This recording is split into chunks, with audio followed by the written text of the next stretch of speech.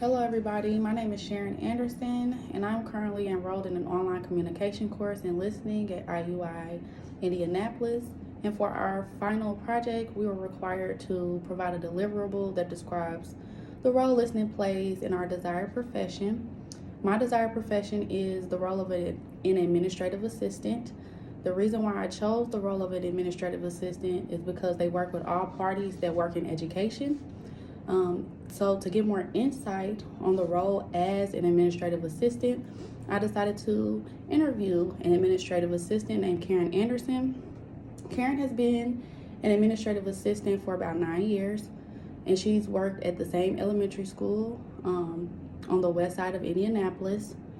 And we talked about how effective communication begins with listening, just as mentioned in our textbook, and to talk about how listening can become a challenge. We went through the 6 components of the hearing model. We talked about those 6 components being hearing, understanding, remembering, interpreting, evaluation, and responding. When I asked Karen about the challenges with hearing, Karen brought up how distracting being an administrative assistant can be. Like I said before, as an administrative assistant, she works with all parties in education. So she works with the student, she works with the teacher, she works with the parents, she works with the district, and she works with IT, she works with delivery people, and possibly more. So when she's in her work setting, it's hard for her to effectively hear because there's so many different distractions, from a phone ringing to a parent walking in and asking a question, or to a student needing help with something. Hearing can become a challenge due to those distractions. When we talked about understanding as an administrative assistant, Karen brought up cultural barriers being a challenge with understanding.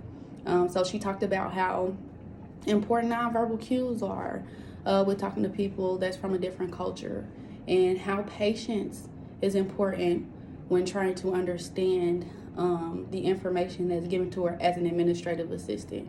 And because she deals with so many different parties as an administrative assistant, it's important for her to patiently receive the information that's given to her from the speaker to properly or to effectively understand what the speaker is trying to communicate. For the third component, we talked about remembering as a administrative assistant, and we talked about how does she prioritize remembering, or what to remember as an administrative assistant. When Karen described her role as an administrative assistant, she talked about how much information is given to her, how much information she has to review. So with her position being located in an elementary school, different things arrive that become an emergency. So she might prioritize one thing, or one thing that a speaker is saying, but something with a little more, that's a little more of an emergency, it gets prioritized over what she initially prioritized. So remembering as an administrative assistant, it just depends on your day. For the fourth component of the hearing model, we talked about interpreting as an administrative assistant. And again, she brought up those cultural barriers. She works at a school that is predominantly Hispanic, and she is a Black American. So again, with interpreting as an administrative assistant, it's important for you to look out for those nonverbal cues. It's important for you to patiently listen. And just as mentioned in the text, sometimes it requires silence after you've listened to the speaker to really digest what was being communicated to you. So as Karen mentioned in the interview, being an administrative assistant requires a lot of patience to properly or to effectively interpret what's being communicated to you. For the fifth component, we talked about evaluating as an administrative assistant and what skills is required to evaluate as an administrative assistant. She talked about how she also deals with payroll, and how she also deals with a lot of protected information So a lot of that information requires accuracy. So when she talked about evaluating as an administrative assistant, she brought up how important it is to take your time, review the information, listen as closely as you can to the speaker, and try to decipher the patterns that's being communicated to you as you receive this information. For the sixth component, we talked about responding as an administrative assistant. As Karen mentioned in the interview, it took practice to effectively respond to people in this profession because, again, there's so many different parties you have to talk to, and there's so much information that requires accuracy before it's communicated. So when Karen talked about responding as an administrative assistant, she stated how important it is to take your time to review that information, to get comfortable with that information, so when you communicate that information, you're communicating it not only effectively, but confidently. After we reviewed the Hurrier model as a communication framework for her role as an administrative assistant, we talked about the challenges she faces listening as an administrative assistant. So after we went through the Hurrier model, I asked her which component does she find most challenging as an administrative assistant. She said that the number one challenge was understanding. And again, she brought up that cultural barrier. She also brought up distractions with hearing. So sometimes she'll believe she heard one thing, but something else was actually being communicated. So it can be challenging to understand the information being communicated to you. Just as I mentioned, Karen said she's been working as an administrative assistant for about 9 years.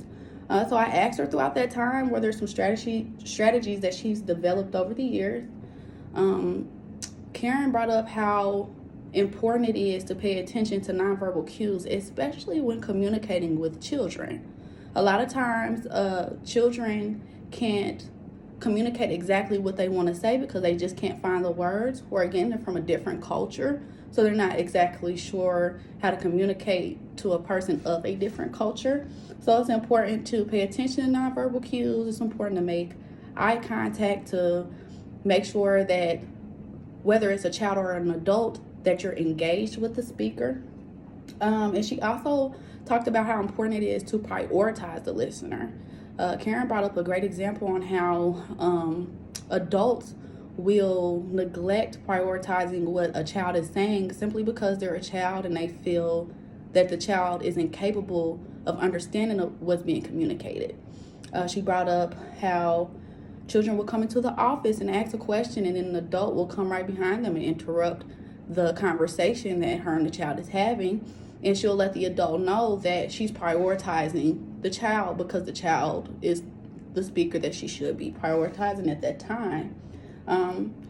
She also talked about how emotional the parties that she deal with as an administrative assistant because children are involved. People get extremely sensitive about their children.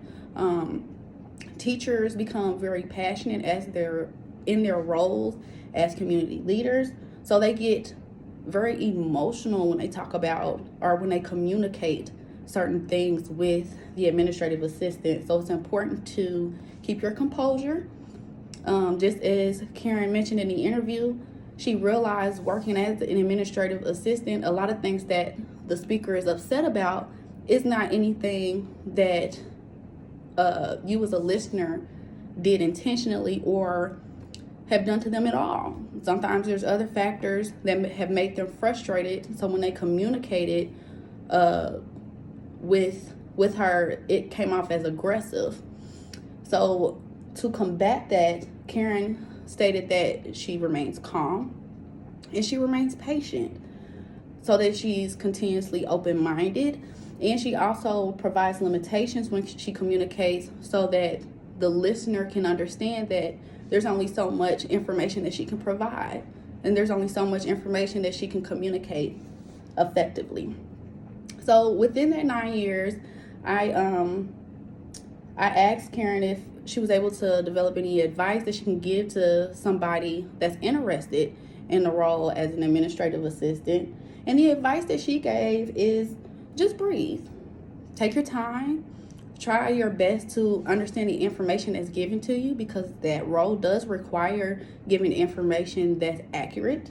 Try to empathize. Again, you're working with children and you're working with people that's passionate about children. Try to empathize. Try to understand where they're coming from emotionally and take your emotions out of it so that you can rationalize the situation to find a solution.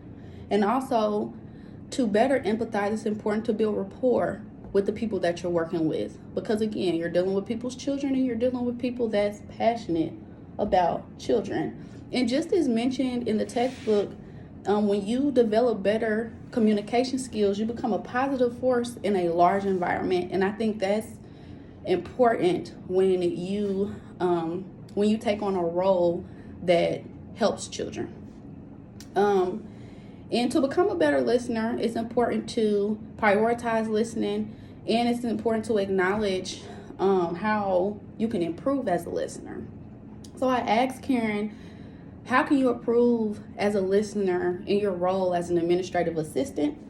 And she stated plainly that she could do better at prioritizing the listener. Because of the different distractions that happen as an administrative assistant, it becomes hard to prioritize what you're listening to, who you're listening to, and what to remember. Because again, emergencies can arise, and other distractions and challenges can come when trying to be an effective listener in that role.